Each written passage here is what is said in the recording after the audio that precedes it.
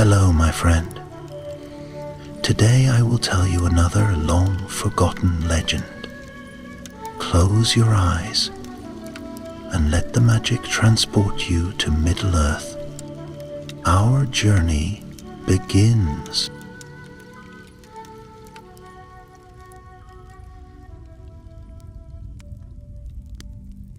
In the wide lands of Rohan, where the grasses dance like waves upon the sea and the wind carries the cry of hawks from hill to hill, there lived a shepherd named Edric. His hall was no golden hall like that of King Eomer in Edoras, but a small stone cottage tucked between the rolling downs and thickets of hawthorn, near the village of Upburn. His cloak was simple wood, smoothed by years of use, and his cloak was patched from many seasons in sun and storm. But his eyes were keen and his heart steady, qualities not oft spoken of, but cherished where life is hard and help is few. Upburn was a quiet place, perched near the eastern edge of the wold, far from the great roads and cities of men.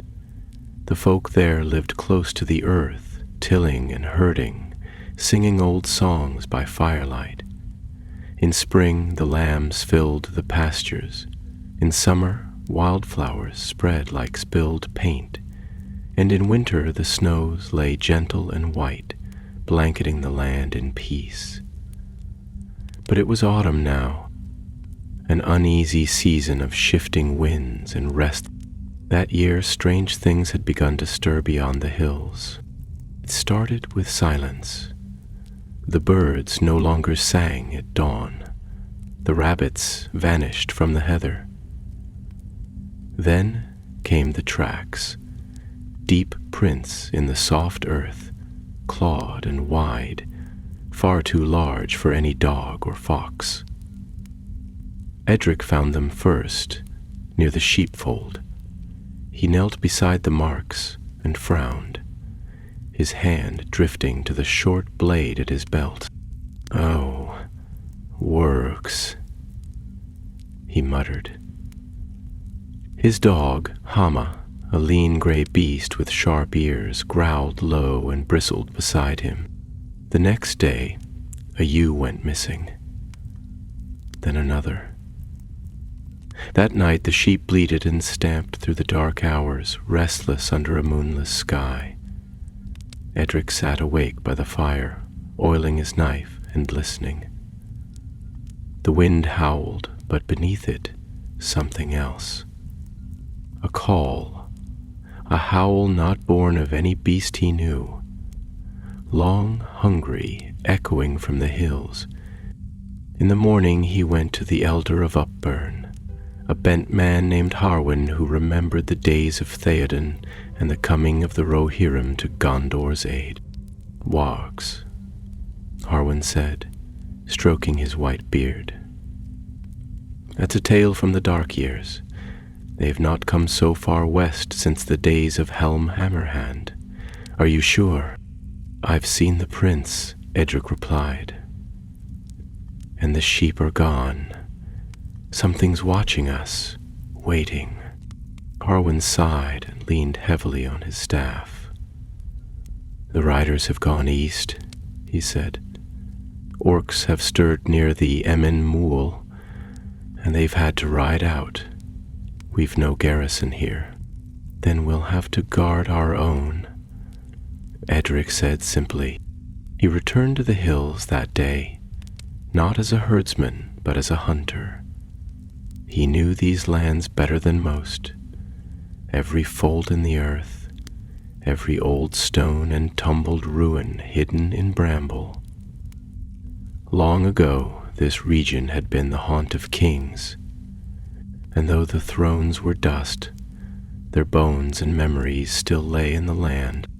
That evening he found an old cairn, half buried in ivy. It stood like a watchstone near the edge of a hollow where the sheep sometimes grazed. He remembered his grandfather once speaking of it in whispers. "Built in the days of Helm," the old man had said.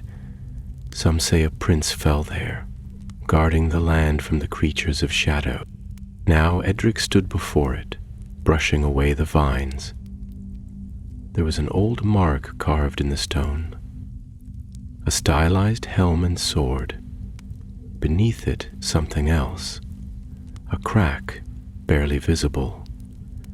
He dug with his hands, scraping away earth and moss until he found a small recess. Inside lay a bundle wrapped in ancient leather. He drew it out and opened it slowly. Within was a short spear, blackened with age, but unbroken. Its head was forged of a strange gray metal that shimmered faintly in shadow. Edric's breath caught. The craftsmanship was beyond anything he had seen. Runes lined the shaft, runes of old Rohirric script. Wormguard, he read aloud. Wurgward. He did not know how or why the spear had been left there, nor whether it still held any power. But he took it anyway. Some weapons, he thought, are meant to be used again. That night, Edric walked the hills by moonlight, the spear across his back and his dog padding silent at his heels. They passed under leaning stones and through whispering groves. From the high ridge he saw the lights of Upburn flickering below. He thought of the children sleeping in their beds, of the old and the weak who could not run, and he made a promise in his heart. No warg would cross these hills while he yet stood. The next day he set to work. He dug pits near the narrow paths, lining them with stakes. He baited snares with meat soaked in oil and herbs that dulled the senses. He sharpened every post of the sheepfold and lit signal fires on 3 of the highest hills. The villagers watched him, unsure, but none dared mock him. That evening, as the sky grew bruised with dusk, the howls came again. Louder this time, close. The wargs were no longer watching. They were hunting. Edric stood on the rise above his home, the spear in hand, his breath misting before him. Hama growled, ears twitching toward the trees below. The hunt had begun, and Edric of Upburn, shepherd of sheep, stood ready to become a defender of Rohan. The last light of day waned in the west, sinking behind the gray shoulders of the white mountains, and the land fell beneath a shroud of dimness. The hills about Upburn, so golden and fair in the light of noon, now stood as dark sentinels, their shadows deepening into black. A chill wind stirred the grasses, and the stillness that followed was heavy, as though the land itself held its breath. No birds sang, no crickets chirped. Only the faint rustle of leaves and the occasional creak of wood marked the passage of time. Edric stood up on the crest of the hill above his cottage, his cloak drawn close against the wind, the old spear Wimgard held firm in his right hand. The weapon felt heavy, not in burden, but with purpose, as if it remembered its duty, even if he did not fully grasp its worth. The runes upon its shaft glimmered faintly beneath the half-veiled stars, and he wondered for the first time who had borne it last. Was it a king's man? A warder of the wold? Did he stand, as Edric did now, alone against the coming dark? Hama, faithful and silent, prowled at his side, his nose to the ground and his hackles raised. From the hollows below came a sound unlike any that should belong in the fields of Rohan, a low, guttural growl, stretched into a howl that echoed off the hills and sent shivers through stone. It was followed by others, rough and savage, a chorus of hunger. The wargs had come. Edric did not move. He listened, watching the dim outline of the trees at the edge of the wild, where the shadows were thickest. Then he turned and descended the slope to the sheepfolds, where the villagers had gathered, pale-faced and silent, many clutching pitchforks or old blades that had not seen use in years. Children clung to mothers, and old men leaned on staves, whispering prayers half remembered from their youth. Harwin stood among them, tall despite his years, a heavy axe in hand. "They are close," Edric said. "We must be ready." "You've seen them?" Harwin asked, his voice low. "I've heard them, and they are many." Fear stirred in the faces of those nearby, and one of the younger men, Tordrin, a miller's son, spoke up. "Should we not flee? Take to the road?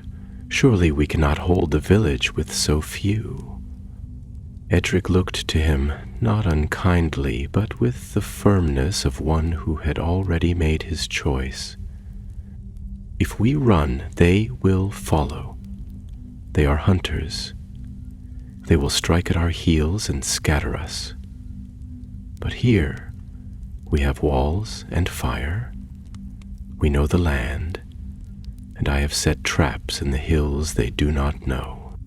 He turned, sweeping his gaze over them all. "I will not force any man to stand with me, but I will stand, whether alone or not." For a long moment none answered. Then Harwin stepped forward and placed a hand upon Edric's shoulder. "You are your grandfather's blood," he said, "and his before him. Rohan remembers its own. I will fight." Others followed, slowly at first, then with resolve. They had little training, these villagers, but they were Rohirrim still. The old songs of the Mark ran through their veins, and the tales of the great king stirred in their hearts when courage was called for. The women lit torches and fetched water from the well. The young helped drag wood and stone to the fences. Before the stars had wheeled twice above them, Upborne stood ready. Night deepened. A pale sliver of moon broke through the clouds, casting a faint light across the open fields. The sheep had been herded into the strongest pen and surrounded with high fencing. Fires crackled at the four corners of the village, and watchers stood with bows and blades at every rise and hollow. Edric stood again at the eastern hill, eyes fixed upon the line of trees beyond the pastures. He could feel it now, the presence of the pack, many, moving swift and low. They were testing, circling, searching for weakness. Then, without warning, they struck. From the dark woods they came, wargs of dreadful size and savagery, gray and black and brown, their eyes gleaming with cruel cunning. They moved with terrifying speed, leaping over fences, tearing through brush, their fangs bared and their jaws slavering. They struck first at the sheepfold, but Edric's traps did their work. Two fell into pits and shrieked, impaled upon sharpened stakes. Another howled as a snare caught its leg, flipping it into the air, but more followed, and the defenders of Upborne loosed their arrows and met them with flame and steel. Edric hurled his spear, and it flew with unerring aim, striking a great black beast full in the chest. The creature staggered, snarling, then collapsed in a heap, twitching. He wrenched the weapon free and turned just in time to see another lunging toward Harwin. With a cry, he leapt and drove Wormguard into the side of the charging warg, throwing it off its course. The fight surged like a tide. Villagers fought in small knots, torches and blades flashing in the gloom. Hama leapt among the attackers, biting and dodging, fearless. Screams rang out, some of pain, others of rage, but the line held. Then a deeper howl split the night, louder and darker than the rest. The battle stilled for a heartbeat.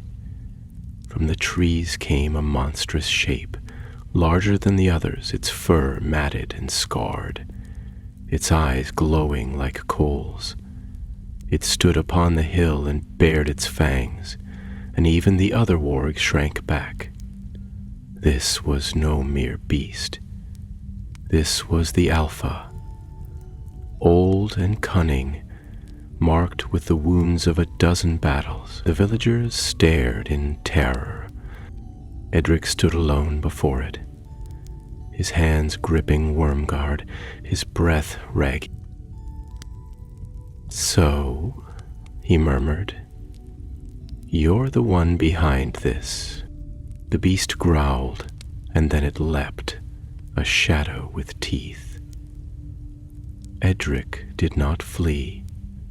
He ducked low and rolled aside, the warg's jaws snapping where his throat had been.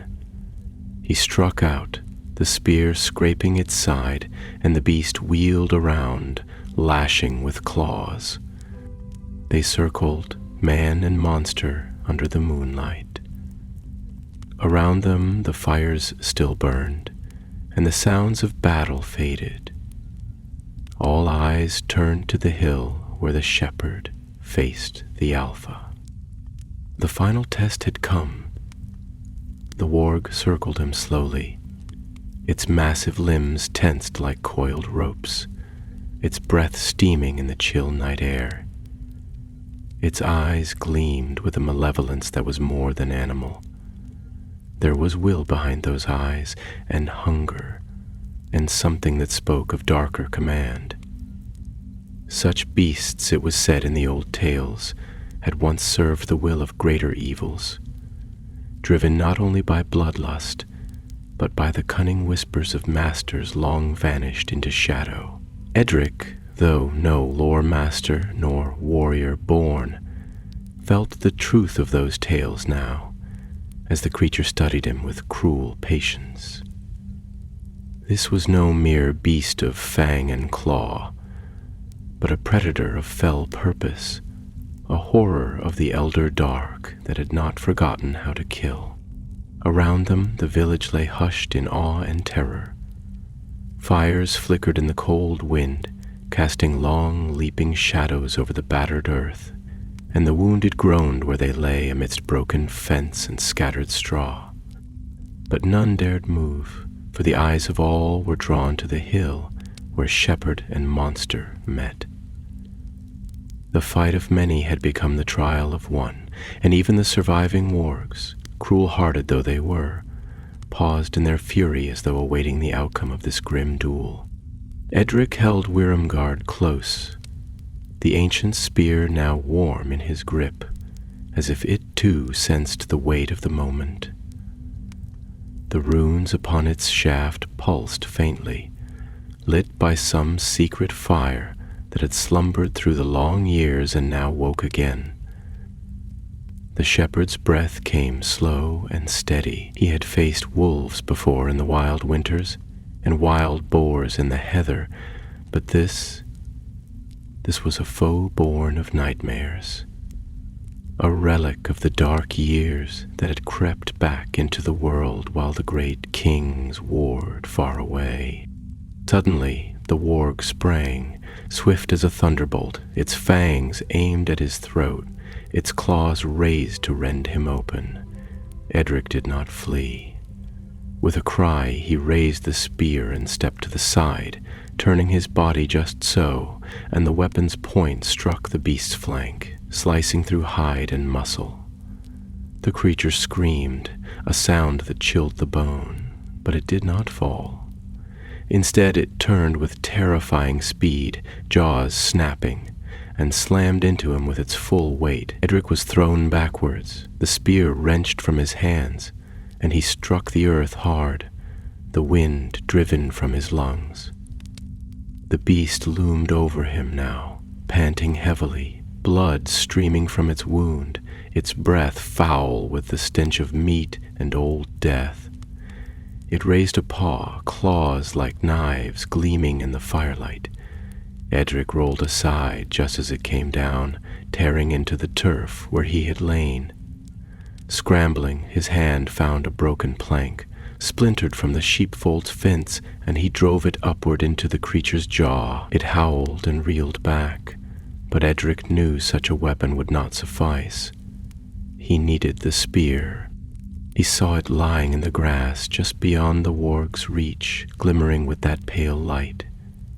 Crawling beneath the swing of claws, he dove for it, and his fingers closed around the shaft just as the warg lunged again. With all the strength left in him, Edric turned and thrust. The point struck true. There was a sound, half growl, half scream, as Wormguard sank deep beneath the beast's rib. The light in the runes flared bright and cold, and the warg shuddered, its limbs stiffening. It staggered back, snarling, but the strength was gone from its limbs. It gave one last hateful glare before its legs buckled, and it fell, twitching and growling, until at last it lay still, the breath leaving its vast, ragged chest in a long, rattling sigh. For a long moment Edric knelt there, one hand on the spear, the other pressed to the ground, his chest heaving. The night was still again. No howl followed.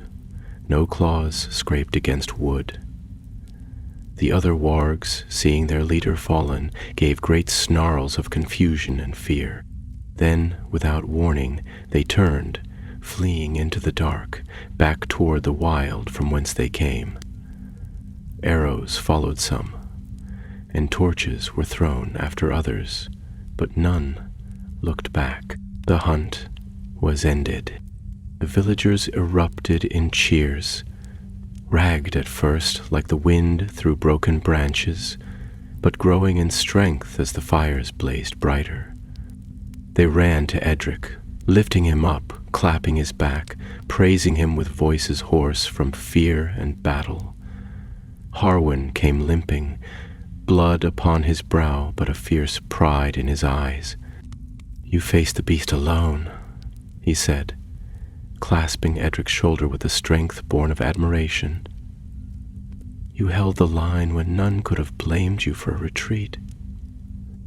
Aye, lad, you are no mere shepherd now." But Edric, his limbs aching and his breath still uneven, looked not to the praise nor to the fallen foe, but to the east, where the first gray light of dawn now crept over the land. The stars faded, and the black sky softened. The danger had passed, and the village stood yet, but the memory of what had come would linger long in those hills. He bent, drew the spear from the warg's corpse, and wiped the blade upon the grass. The runes no longer glowed, but the weapon felt no less heavy in his grasp. "There will be more," he said quietly. "Perhaps not this season, perhaps not in our time, but the dark does not sleep, not truly." Harwin nodded grimly. "Then we must remember this night. We must teach our sons and daughters how to stand." Edric said no more. With Hama at his side, he made his way back to his cottage as the sky brightened behind him. The wind carried the scent of dawn, of smoke, of blood, and of earth newly turned by struggle. He passed the cairn once more, where Wormguard had slept, and paused to place a stone upon it. A promise kept. Then he went home, weary but unbroken, and the people of Upburn, who once called him shepherd, now called him something else. Not king, not knight, but watchman, guardian. one who stood when others could not. And far in the east, beyond the plains and the rivers, the first light of day touched the towers of Edoras, though none there yet knew what deed had been done in their name. Autumn deepened in the east fold, and the wind turned colder, brushing the hills with a whisper that carried the breath of far-off snows. The trees, once green with summer's pride, now stood golden and bare-limbed, their leaves falling like coins upon the ground, rustling beneath the hooves of horses and the boots of travelers who passed seldom upon the lesser paths. The land lay quieter than before, though the harvest was brought in and the hearth fires glowed warm within the halls of the folk. A hush had settled over the vale of Upbourne, not born of fear, but of reverence and watchfulness, as though the earth itself remembered the tread of shadow and did not forget easily. Edric returned to his tending of sheep, though the task seemed changed in weight and in meaning. The fences were mended, the traps dismantled, and the wounded nursed back to strength by the women of the village. Yet still the people glanced to the hills, to the woods beyond, and some among them took to carrying blades even in daylight. Songs were sung, too, not the old lays of Gondor and Rohan, but new words woven from that long night of fire and fang, sung in quiet voices as children were laid to sleep, or spoken round the hearth as the wind howled at the shutters. The tale of Edric the shepherd who stood against the Wargs passed from village to village, carried by traders and wayfarers, and even reached the ears of riders along the distant patrol roads. Yet Edric himself spoke little of that night. He answered those who asked with plain words and a steady gaze, but he did not boast, nor did he welcome praise. The spear Wormguard he kept hung above his hearth, wrapped in the old leather in which he had found it. It was clean and sharp, and he oiled the shaft often. But he did not bear it in the fields, nor show it to guests unless they asked, and ask they did. For though Upbourne was a small village, far from the great cities, folk began to come. A captain of the Riddermark rode in one morning, helm beneath his arm and sword at his side, his cloak bright with the white horse of Rohan. He came not with pomp, but with respect, and he listened long as Harwin and others recounted the tale of the night when the beasts fell upon them, and of how Edric stood alone upon the hill, spear in hand, before the path. The captain nodded gravely, and when he left, he took with him a letter, written in the old tongue of the Rohirrim, sealed with the mark of Upbourne.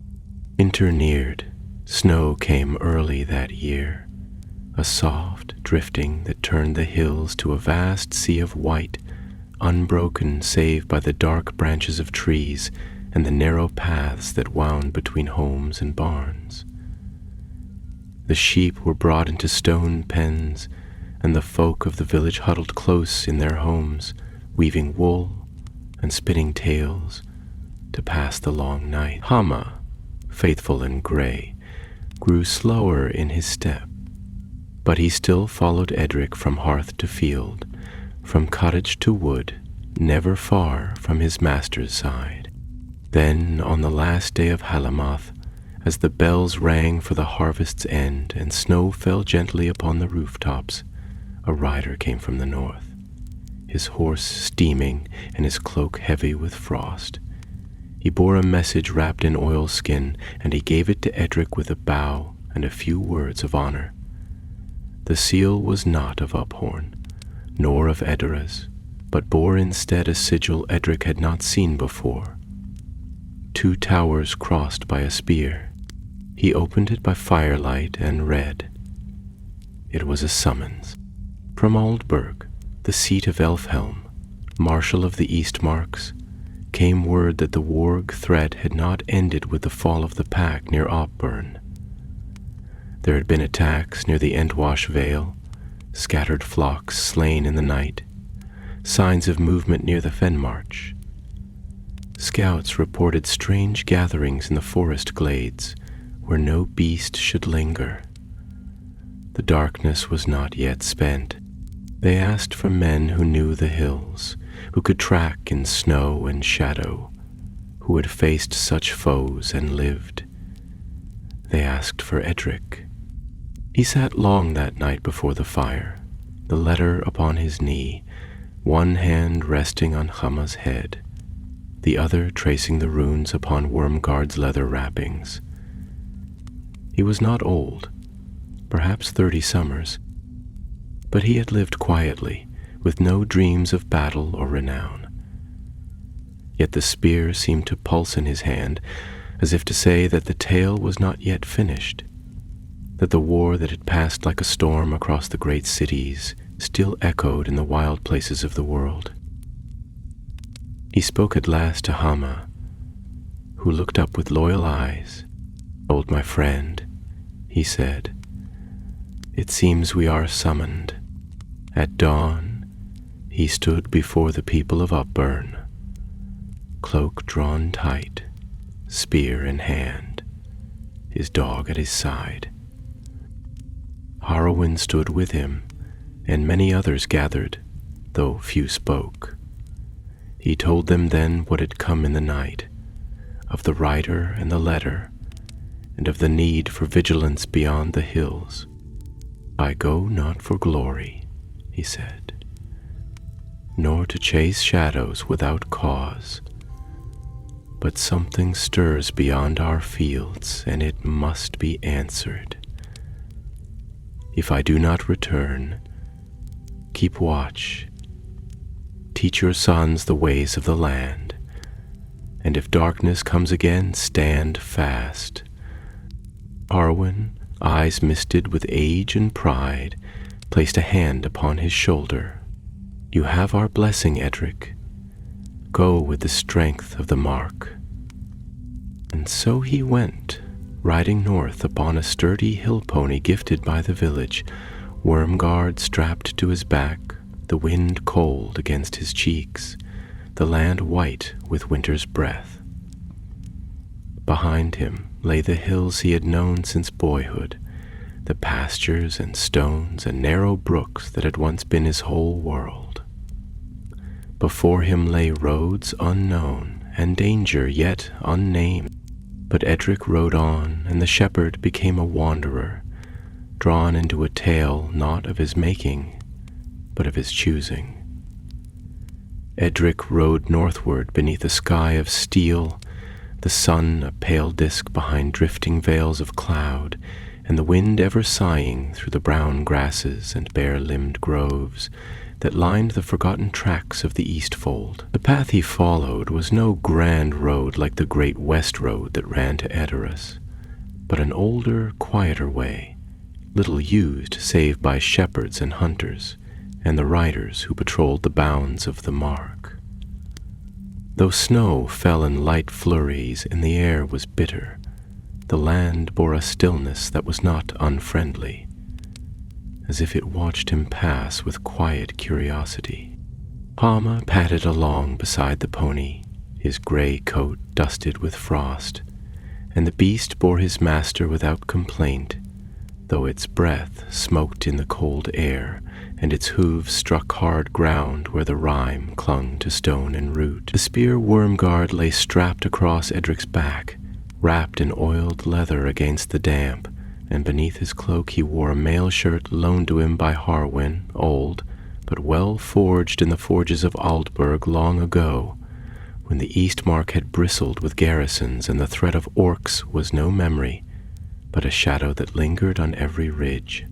He saw few souls in the days that followed, only a pair of woodmen carrying sacks of dried game, and a messenger riding hard to Edoras with tidings from the Emnet. They saluted him as one of the Rohirrim, though Edric bore no banner nor badge of rank, and he returned their greeting with courtesy, though he named neither village nor errand. He kept to the high ground when he could, skirting thickets and moving quietly through the glades, For though no war track marred the snow, the tales he had heard and the weight of the summons in his pack were enough to fill him with a wary silence. On the third day, as the sky grew dark with gathering clouds, he came to the downs near the Entwash Vale, where the land began to slope into the wide fens and marshes that bordered the great river. There the ground grew softer, and low mists hung in the hollows, coiling like pale snakes through the grass. Old standing stones rose at odd angles from the earth, their markings long worn away by rain and time. And Edric felt a hush upon that place, as if voices long vanished still whispered beneath the turf. He dismounted and led the pony on foot, for the ground grew treacherous, and he did not wish to lose the beast in some hidden sink or hollow. That night he camped beneath a lone alder tree, its roots coiled like a clutch of sleeping serpents, and he built a small fire from dry branches found beneath a fallen log.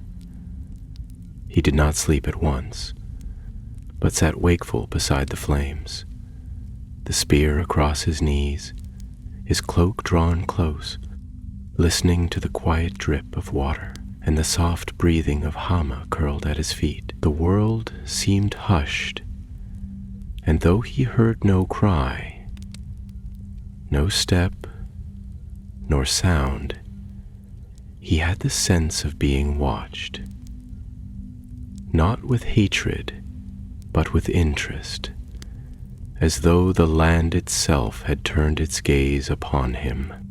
In the hour before dawn the wind changed, blowing from the northeast with a sudden chill that cut through cloak and tunic like a knife. The fire guttered low, and Edric woke from half-sleep with a start, his hand already upon Wyrmgard. Hama stirred and lifted his head, ears perked. For a moment all was still, then a low cry came on the wind, distant and strange, not the howl of a wolf nor the call of bird, but something like a horn's echo, broken and faint. Edric rose at once, stamping the fire to embers and preparing his gear. He could not name the sound, but it stirred unease in him, and the memory of the Wargs' eyes, deep and cunning, returned to him as vividly as the day he had met them.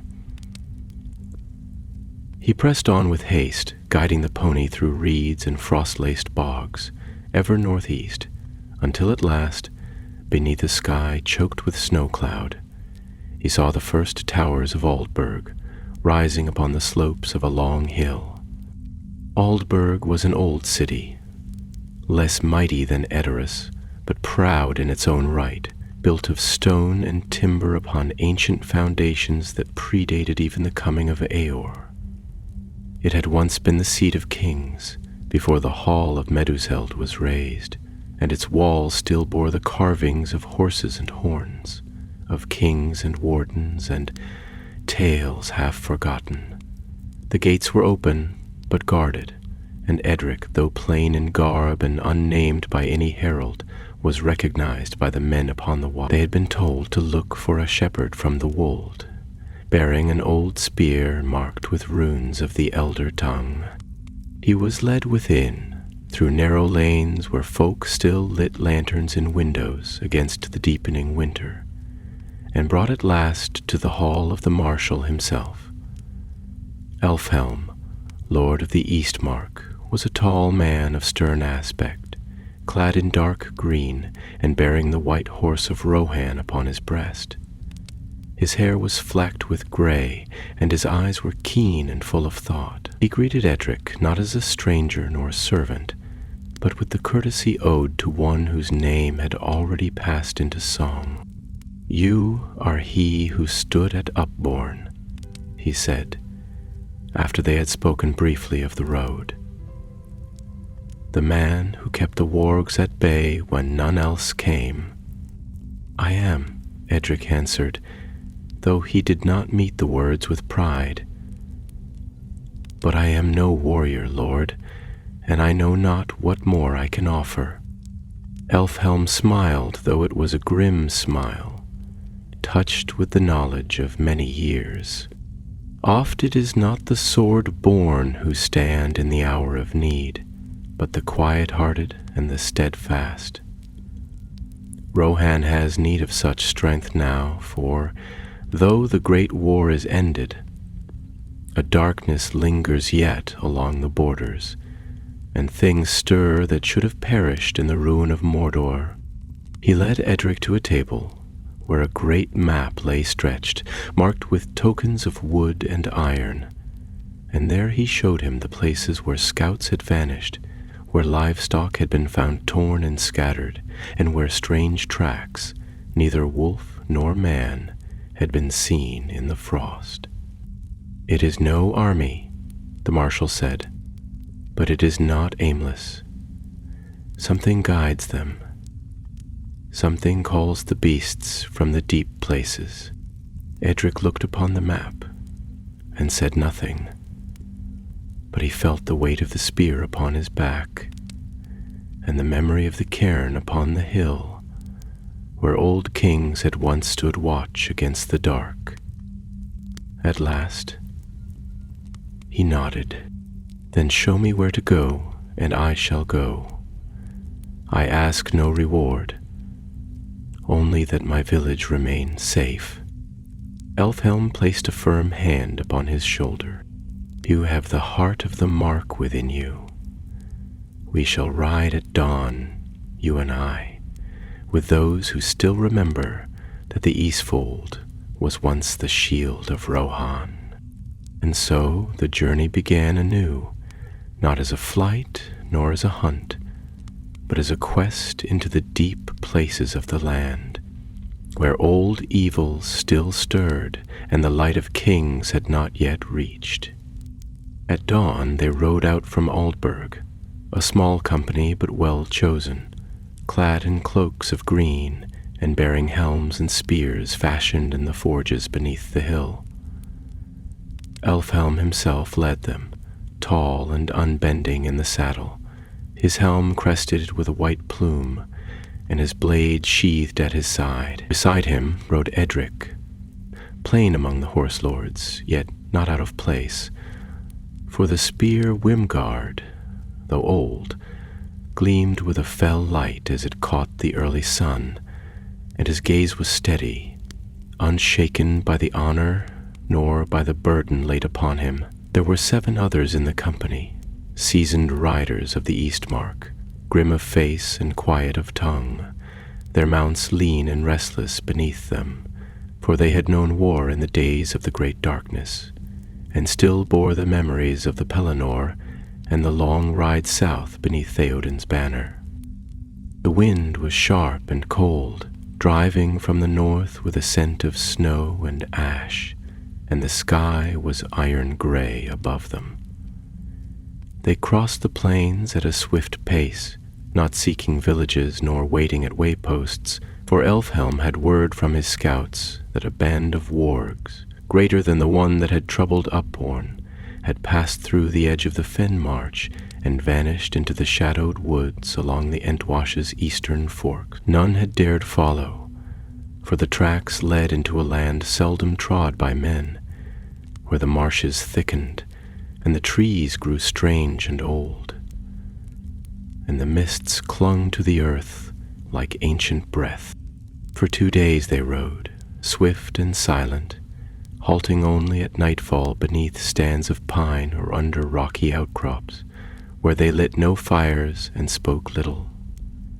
Edric said little himself, though he watched always, his eyes turned to the hollows and the distant ridge-lines, and his ears attuned to the rustle of wind or the cry of a bird. Hama rode with him, sure-footed and quiet, though now he lingered close, seldom straying more than a few paces from his master's mount. There was a tension in the land, as though the ground itself waited, or held its voice in fear of being heard. On the 3rd night they came to a high hill overlooking the marshes of the eastern Entwash. There they halted, for the sky had darkened with storm, and the wind moaned low through the reeds like a forgotten horn.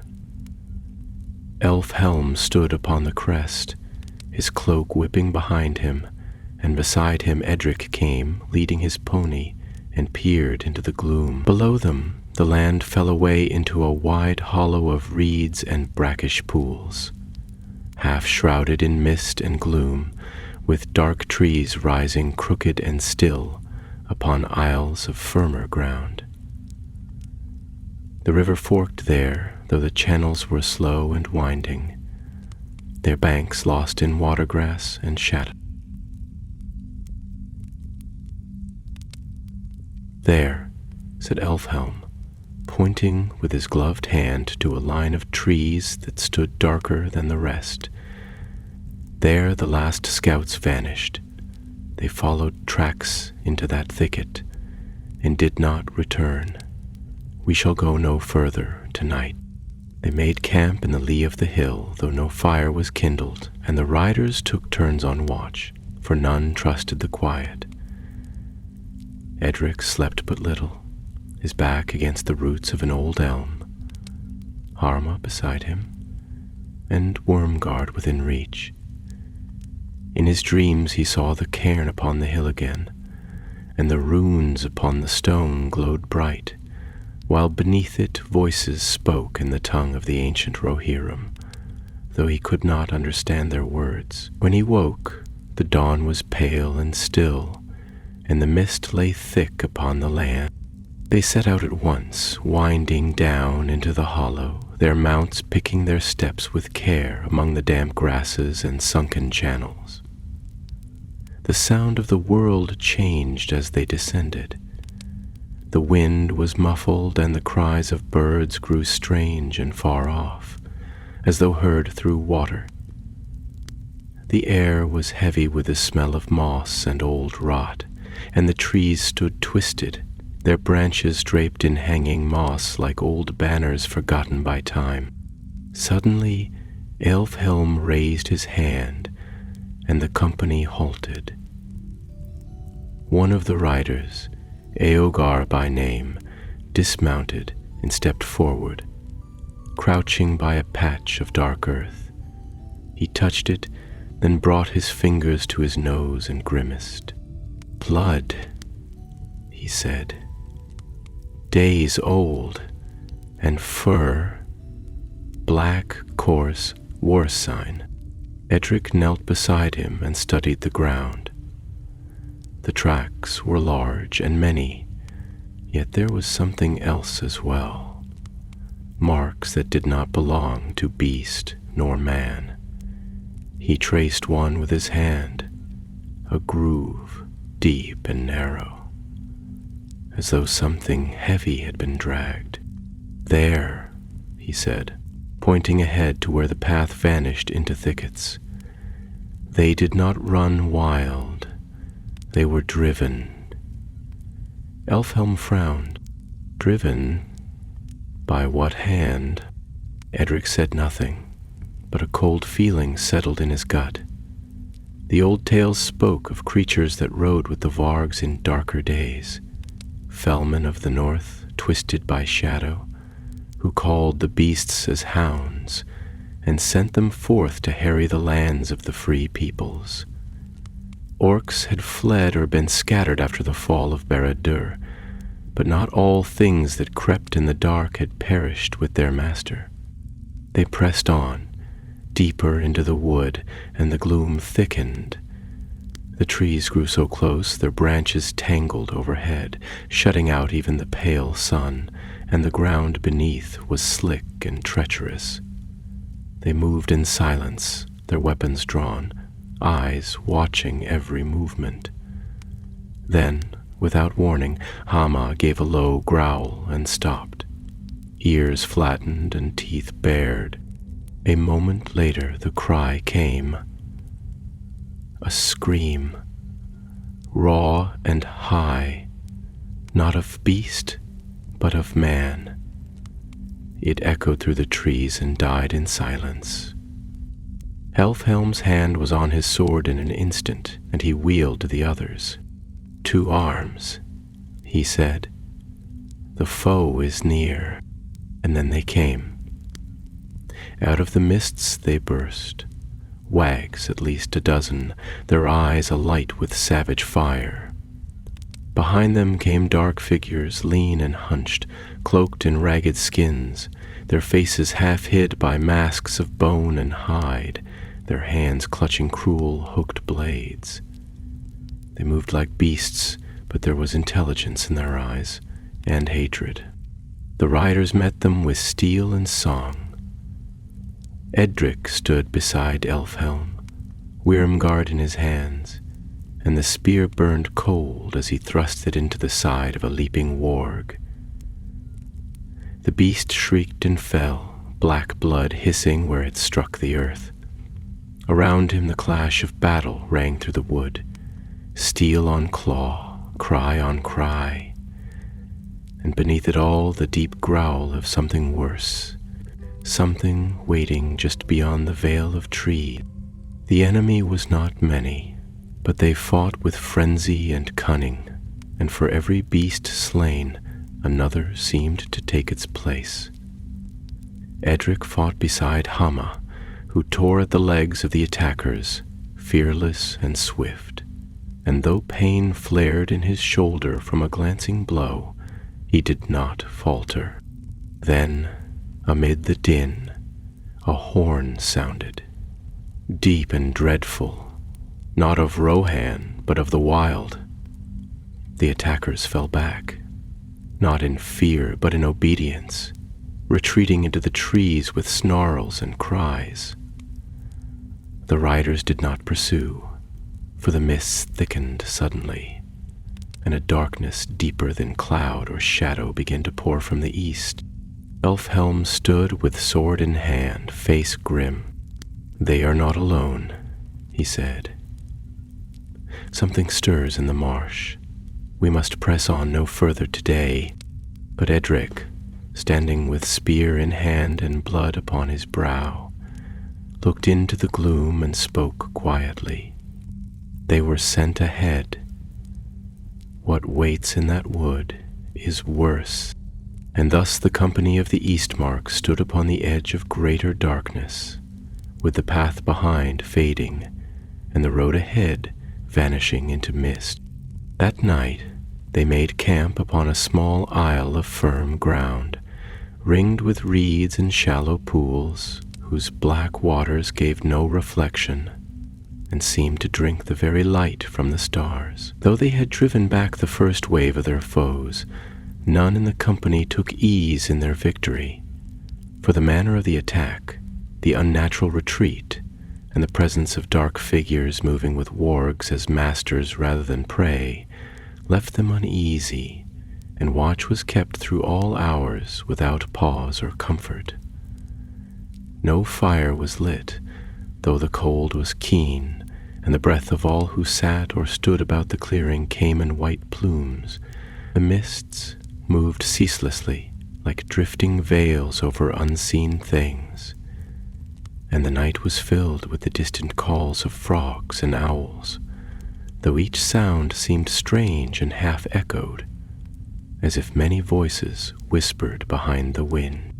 Elfhelm sat with Edric beneath the outstretched roots of a fallen willow, poring over the worn map of the East March by the light of a hooded lantern. His brow was furrowed with thought, and his finger traced the curling path of the Entwash, where it forked and split, then disappeared into the tangled green of the fenwood, a place unmapped and seldom spoken of, save by the oldest of the riders, who remembered tales from their grandsires. "There," the marshal murmured, tapping the edge of the water-bound grove that lay far to the east. "No road leads thither, and even the orcs of old dared not dwell in such places. It is said the trees grow close as prison bars, and that there are lights which flicker where no fire burns. But now our foes flee in that direction. Something has roused them." Edric sat silently, his hands clasped about the shaft of Wyrmgard, the ancient spear resting across his knees. The runes upon it were dull now, but he could feel a faint warmth in the weapon, not of flame or forge, but something older, as though the blade remembered the presence of the dark and quickened in readiness. He listened to the wind in the trees and felt again the strange unease that had come upon him the night he first opened the cairn in the hills above Upbourne. "They are being summoned," he said at last, his voice low and sure. "Not merely drawn by hunger or bloodlust, but called. There is a will behind them." Elfhelm turned toward him, and though the marshal was a man of arms and not of riddles or dreams, there was no disbelief in his eyes. "Then we must find the caller," he said, "and silence him before others answer." When dawn broke, it came without light. The sky remained veiled in sullen gray, and the mist did not lift, though the wind turned and blew westward from the heart of the fen. It carried a strange scent of damp earth and distant fire, and the trees creaked as though murmuring secrets to one another in voices of wood and leaf. The company broke their fast without cheer and prepared to ride once more. Though the land offered little path, and the ground beneath the hooves of the horses sucked and shifted with each step, they moved slowly, ever eastward, winding between moss-covered trunks and over twisted roots that coiled like the limbs of sleeping beasts. Strange shapes stood in the water, carved stones perhaps, or relics of some forgotten age, but none dared pause to examine them closely, for there was a weight in the air like that which hangs before a thunderstorm, thick and still, waiting to break. Even Hama, bold and ever watchful, whined low in his throat as they passed beneath a leaning oak whose branches curled like claws. At midday, though no sun pierced the cloud, they came upon a clearing ringed by ancient trees, and there they found the remains of a battle not long past. Arrows lay broken among the reeds, and 3 of the masked wild men, their bodies twisted and torn by sword and claw alike, sprawled in the mud, their faces frozen in expressions of rage and fear. One of them still clutched a curved blade, its edge notched and rusted, but stained with fresh blood. The riders searched the ground and found signs of other tracks, larger prints, deeper, that circled the clearing and then vanished into the trees beyond. Edric knelt beside the corpses, his eyes searching the masks they wore. They were not orcs, nor any known foe of the Riddermark, yet there was a darkness in them that chilled the heart. Their garments were stitched from hides of warg and wolf, their fingers adorned with rings of bone and black iron, and upon the foreheads of their masks was carved a sigil, a crooked branch twisted and burning. He stood and turned to Elfhelm. "These are not merely wild men. They serve something older, something that burns but does not die." The marshal looked to the trees, and his voice was grave. "Then we ride to find its fire and quench it." They pressed on through the rest of that day, the trees closing tighter about them, until the company could ride only in single file. The ground grew treacherous, and the water rose higher, forcing them to cross upon fallen logs, or risk their mounts in the mire. The sky darkened again, though no evening bell had yet passed, and a gloom settled that seemed not natural, but sentient, like a shroud drawn by unseen hands. Birds no longer called, and even the wind had gone silent. It was as they came upon a narrow causeway between 2 deep pools that the mists parted for a moment, and before them rose a shape both dreadful and wondrous. a mound of black stone, ancient and fine-choked, rising from the heart of the fen like the prow of a sunken ship. Trees encircled it, their branches grown together in a cage of limbs and thorns, and upon its summit, barely visible through the gloom, stood a figure clad in robes of bark and ash, its face hidden by a helm wrought in the likeness of a wolf's skull. Rick drew rein and stared, and in that instant the figure turned as if it had seen him, though no sound had betrayed the company's approach. The wind rose then, shrieking like a lost soul, and the trees groaned in protest.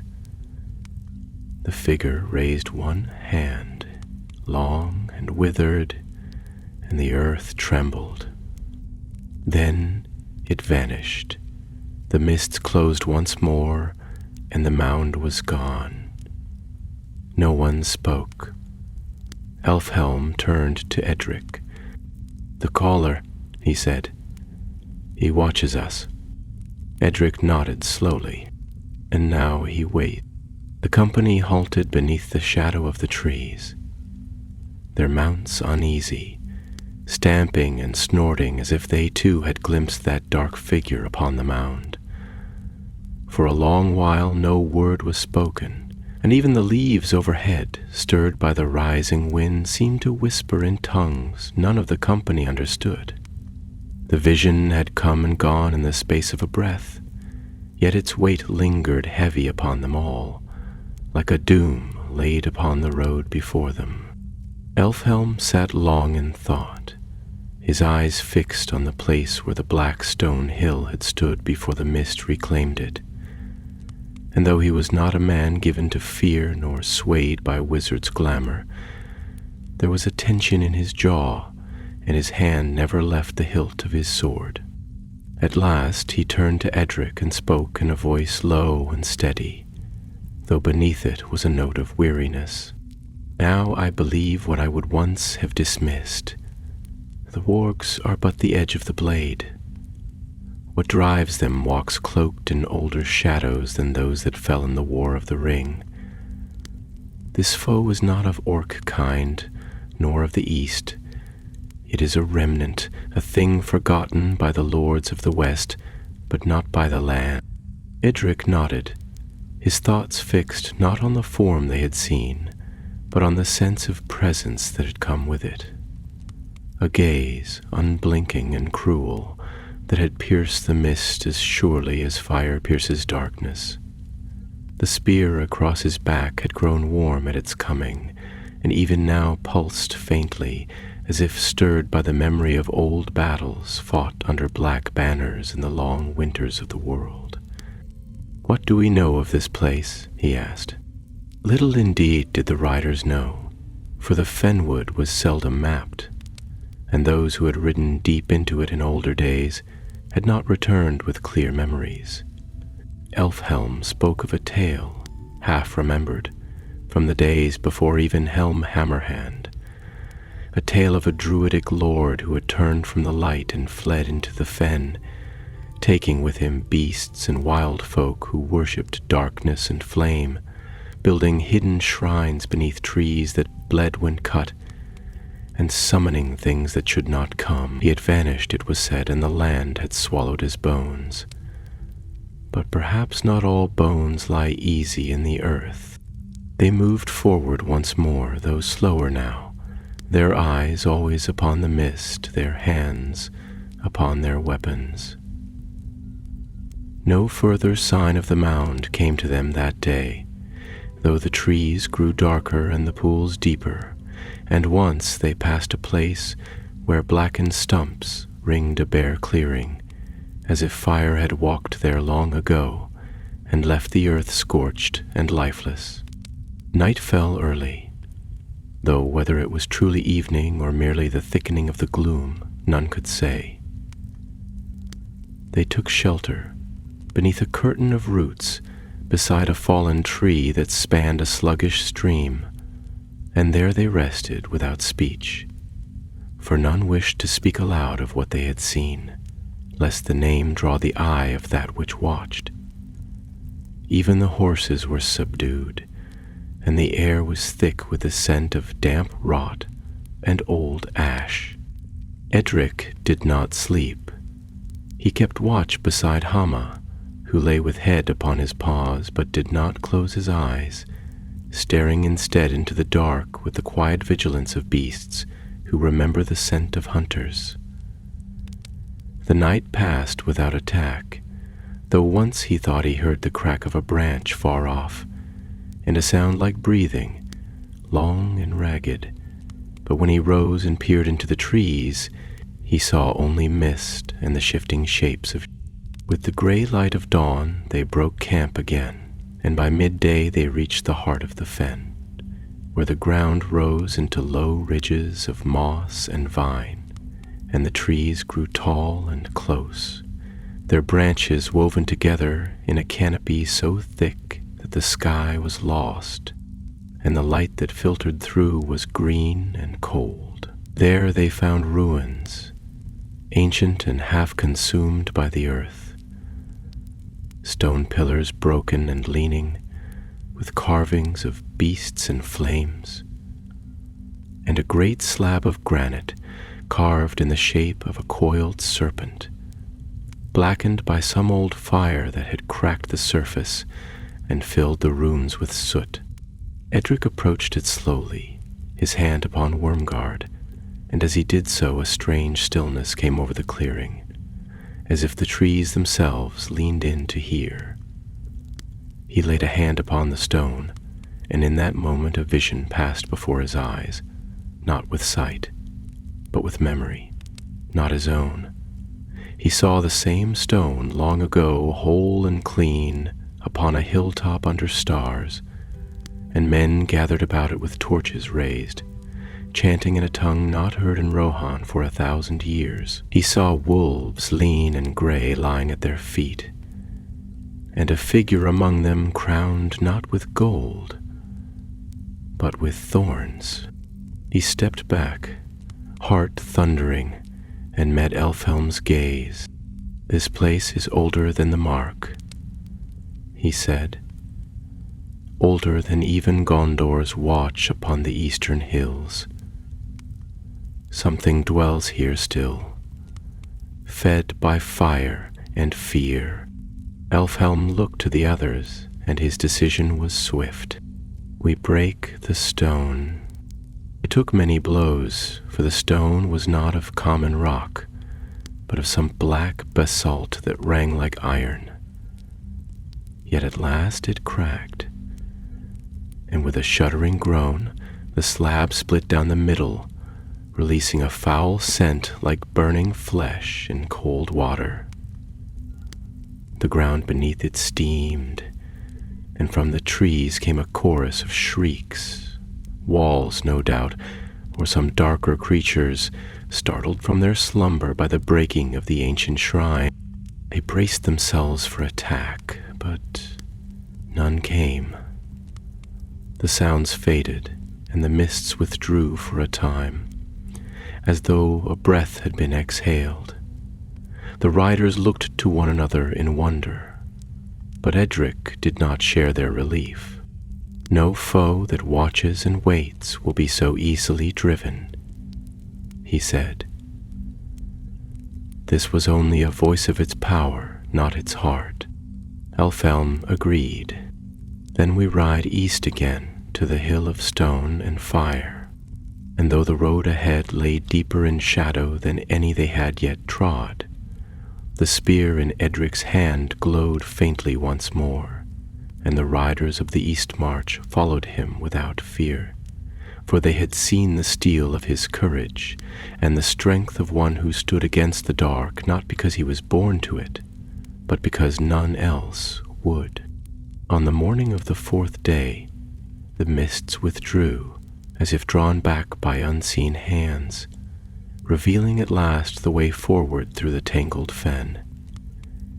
The air was still heavy with damp and shadow, and though the sky remained hidden behind a shroud of low-hanging cloud, the sense of direction grew clearer, as if the land itself, relieved of some ancient weight, now beckoned the company onward. Yet Edric felt no joy, nor did the riders around him ease their grip upon spear and hilt. For the silence left in the wake of that broken shrine was not the peace of safety, but the pause of breath before a storm.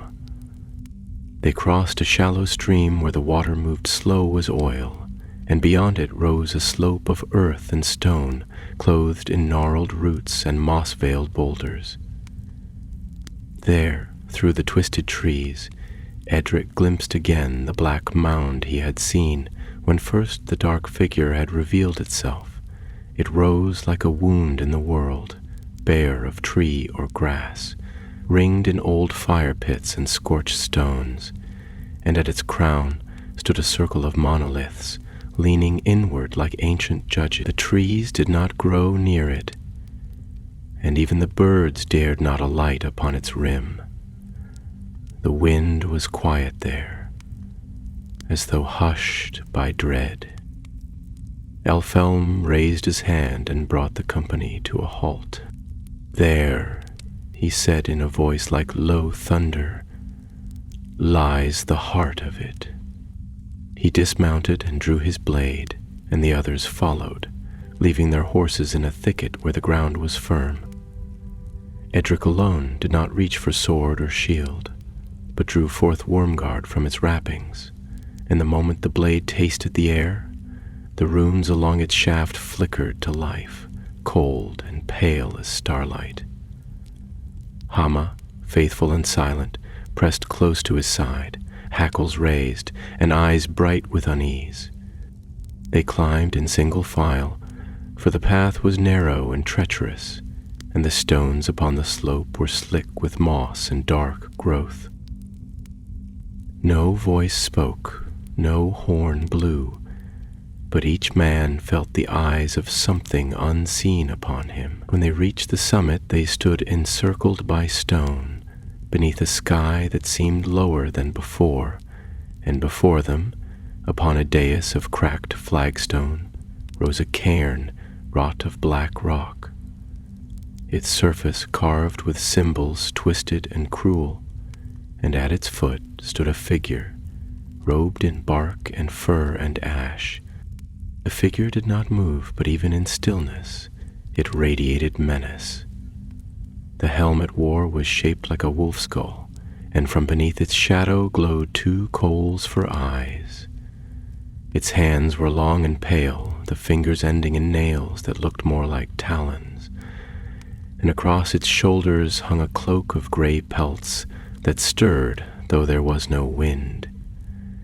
It spoke then, and its voice was dry and cracked, like leaves crushed underfoot, yet every word rang clear within the circle of stone. "You come from Edoras," it said, "with spears and bright blades, thinking to cut away what roots run deep beneath this land. You carry the name of kings who are dead, and the favor of lords who ride far from this place, but they do not see what lies beneath. I see." Elfhelm stepped forward, his sword raised. "Who are you, Shadow Dweller? By what name do you claim these fens?" The figure turned its head, slow and deliberate, as if considering whether such words deserved answer. "I am what remains," it said at length. "I am the tongue of the old fire, the master of the packs, the one who walks when all others sleep. They called me Wulfgar once, before the sun grew weak. I was priest of the stone flame, keeper of the burning grove. When the west turned its face from the wild, I did not bow, I endured." Edric felt the chill of the words settle into his marrow. He looked upon the creature and saw not merely a man, nor a beast, but a remnant, something ancient and corrupted, clinging to a power long cast out, feeding on fear and fire and the forgotten rites of the wilderness. His grip upon the spear tightened, and he stepped forth, "You sent the wargs to Upborn," he said. "You called the packs and taught them to fear neither man nor fire." "I did," said Wulfgar, and though his voice was calm, it rang with pride. "The children of the Fang remember. I gave them names and law. I taught them the path of ash and bone. They are not beasts. They are weapons." "You fed them on fear," Edric said, "and they died beneath the hand of a shepherd." At that, the creature laughed, a sound dry and joyless. "And so I drew you here, keeper of sheep. You who woke the fire in that spear. You who walk with the dog of old blood. You are no mere man. You are the last test." Then he raised his hands, and a wind leapt up from the hollow, howling through the stones. From the shadows at the cairn's base rose the wargs, not in ones or twos, but in a host, their eyes red with hunger, and their jaws slavering.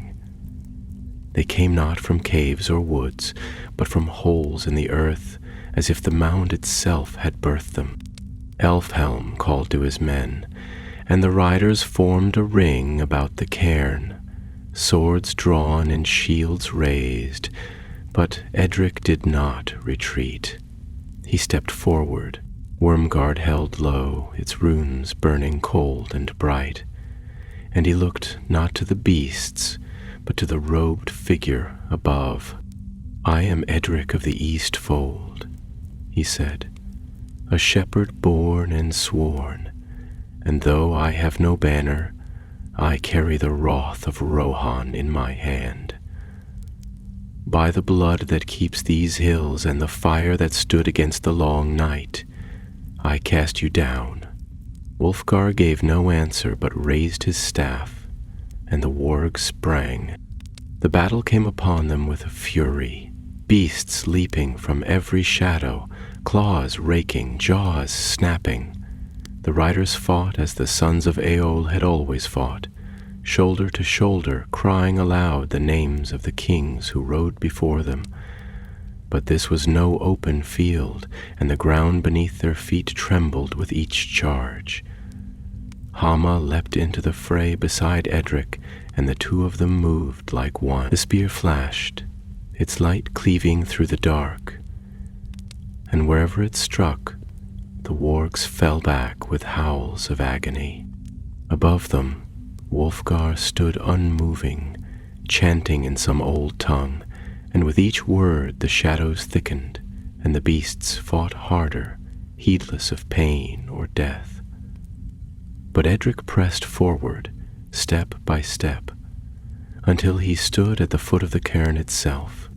"You seek to burn the world with an old flame," he cried, "but it is cold ash now. You speak for fire, but I carry its end." With a cry he hurled Wilmgard, and the spear flew like a star across the space between them. It struck Wulfgar full in the chest, and there was a sound like the cracking of stone. Light burst from the wound, pale and cold, and the figure staggered, then fell backward into the heart of the cairn. The chanting ceased. The wind fell still. The wargs gave one final broken cry and scattered, fleeing into the marsh as the mist rose once more to swallow them. Silence fell upon the hill, broken only by the larged breath of men and the distant rustle of retreating feet. Elfhelm lowered his sword, and Edric, bruised and bloodied, climbed the steps to the cairn and drew forth the spear. Its light faded slowly, and when he looked down, the place where Wulfgar had stood was now empty. Only ash remained. The wind that had fled the hill returned at last, though it came no longer as a cry of anguish or a servant of wrath, but as a clean breath from the western plains, sweeping away the veil of mist that had clung to the trees and the stones like a cloak of mourning. It stirred the cloaks of the riders and danced through the branches overhead, lifting leaves from the ground and sending them spinning into the gray sky like scattered embers. The darkness that had crouched upon the fen for so many seasons had been broken, not merely in battle, but in spirit. For the will that had bound beast and shadow alike had passed into ruin. The cairn was cracked, the runes upon its stones blackened and lifeless. And though the ash of Wulfgar lay cold upon the altar, no voice rose to claim his name or carry his memory. The riders gathered upon the hill, their blades sheathed now and their faces drawn with weariness, yet touched with a light that had not been there before. Elfhelm stood among them, helm beneath his arm, his hair tousled by wind and blood upon his brow, though it was not his own. He gazed upon the sundered cairn and the marks of battle upon the stones, and at last turned to Edric, who stood upon the highest step, Wormguard once more in his hand, though the spear had grown quiet. "You have done what even warriors of long years might have failed to do," Elfhelm said. And though his voice was quiet, it rang with the full weight of his station. "Not only have you faced the foe with valor, but you have endured what lies beneath the face of the world. Old terror, cloaked in forgotten names, wielded not with sword but with sorrow." Edric bowed his head, but he did not speak. He looked out instead over the fen, where the last of the mists were scattering and pools of light broke through the canopy like golden rain. In his heart there was no pride, only a solemn peace, and the deep knowing that something great had passed, something that would not be sung in halls or recorded in the scrolls of kings, but which had turned the course of many fates nonetheless. The bodies of the fallen, both man and beast, were gathered and laid with honor, their names spoken aloud in the old tongue. A pyre was built upon a rise near the black cairn, and as dusk fell and the sky grew red as embers, they lit it. The flames reached high, a beacon of cleansing fire amid the haunted woods, and the smoke curled upward into the heavens, bearing with it the last trace of the war that had slept for centuries and woken only to perish. That night they camped upon the hill, for no creature stirred now within the bounds of the fenwood, and the fear that had haunted the paths was gone. The trees no longer whispered secrets in their leaves, but stood silent and still, as if they too had been released from bondage. And Edric, though sore of limb and heavy in heart, slept for the first time in many nights without dreams. When morning came, golden and clear, they began their ride homeward. They passed again through the marshes, now calm and open, the water reflecting sky and branch like polished glass. The broken shrine was left behind, and the path through the trees grew wider and lighter with every league, as if the very forest had shifted, remembering its old name and shedding its darker skin. Birds returned to the boughs, and deer watched from thickets with eyes untroubled by fear. Even Humma moved with a lightness in his step, his gray coat catching the morning sun like silver thread. They rode without haste, for no danger pursued them, and the land seemed to welcome their passing. On the third day, they came again to the high hill that overlooked the Entwash Vale, and there the company paused, gazing westward, for the white line of snow upon the peaks of the arid Nimrez was visible, and beyond that, in the far haze, the green hills of home. Elfhelm drew rein and turned to Edric. "Your tale will reach Edoras before you," he said. Minstrels will ask for your name, and scribes will mark it upon their ledgers. You shall be called Wolf Slayer, or Fire Breaker, or some other title that men fashion when they do not know the truth." Edric smiled faintly, though his eyes were distant. "I want no song," he said. "Let them name the dangers slain and forget the rest. I am no lord nor knight, but a shepherd still. My place is among the hills, where the winds blow clear and the sheep walk the ridges.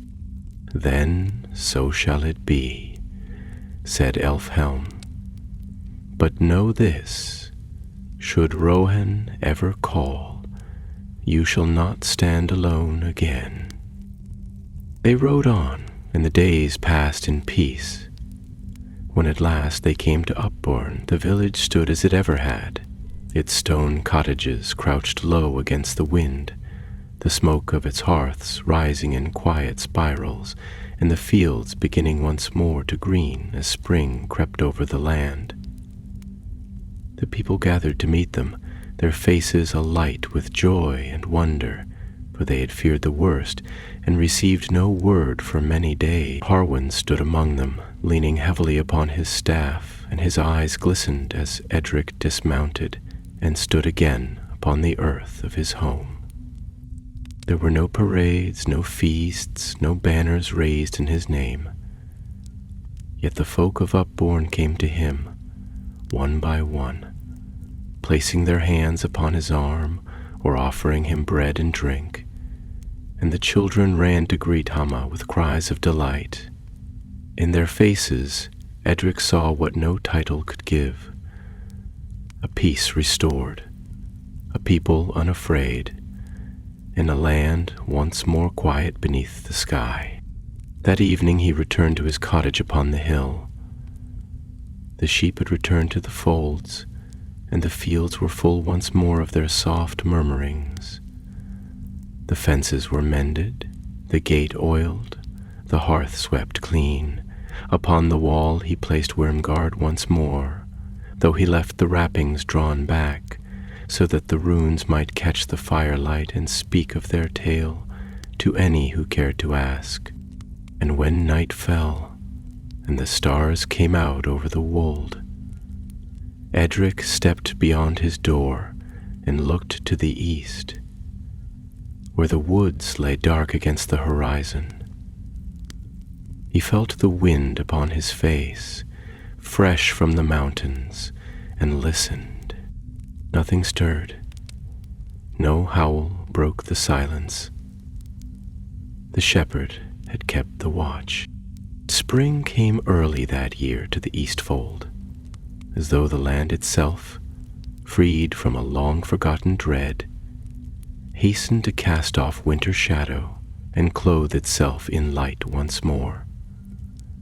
The grass upon the hills grew long and silver green, rippling in the breeze like the manes of the Miraz, and the wildflowers, long choked by frost and fear, now rose in vibrant colors from the hollows and ridges, their petals open to the sun with careless grace. The sheep wandered far and wide, grazing without alarm beneath the watchful eye of their shepherd, and the folk of Upbourne went about their days with a new strength, born not only of peace, but of pride, for they knew now that even in the furthest corners of the mark, courage could rise unlooked for and burn brighter than any beacon.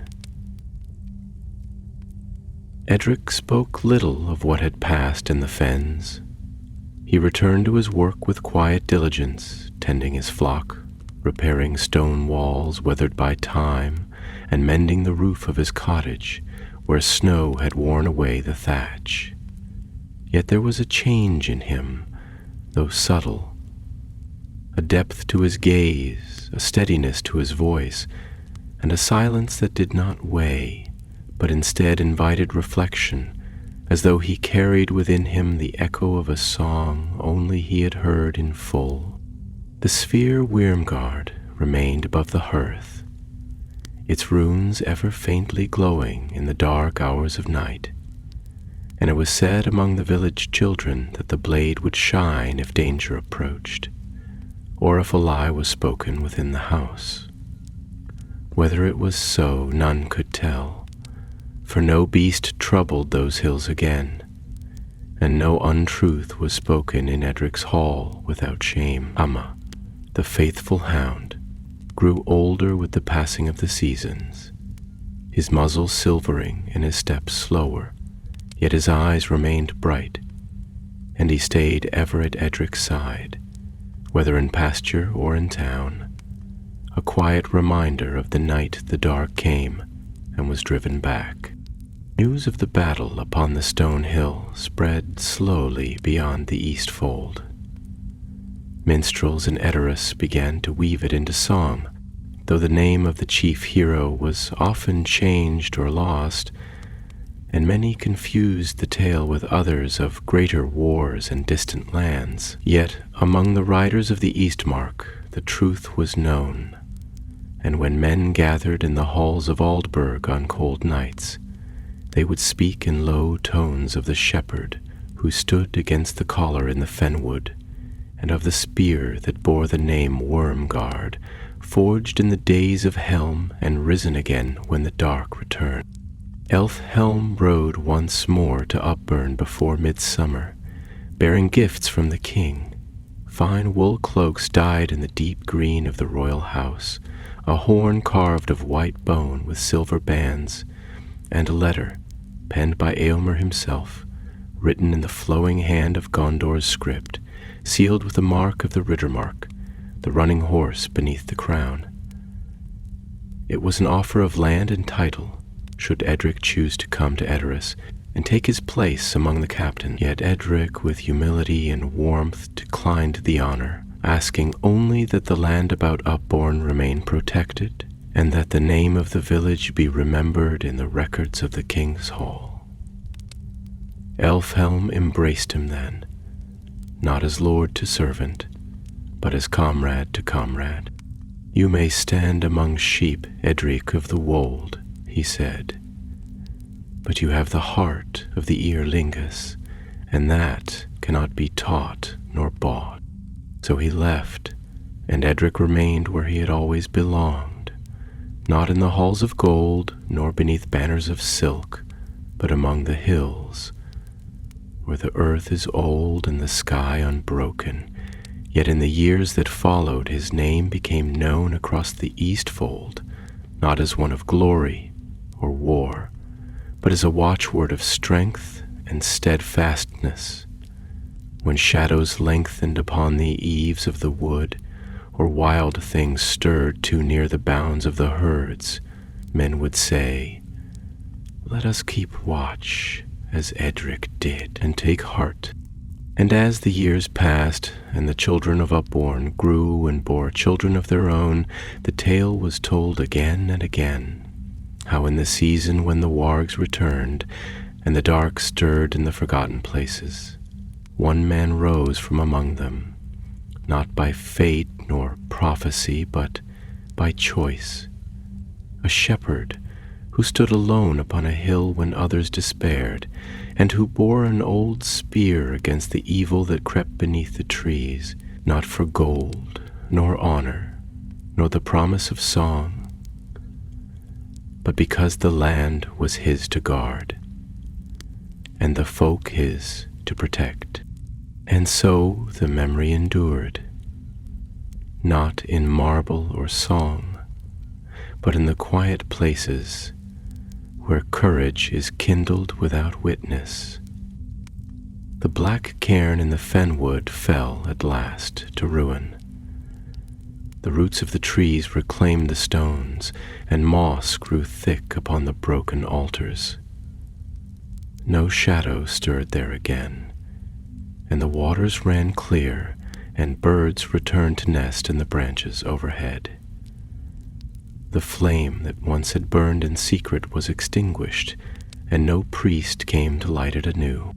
But on the hills of the wold, where the wind sang through the grass, a dog barked in the distance, and a shepherd stood beneath the stars, watching, always watching, and Rohan, although it did not see him, slept in peace.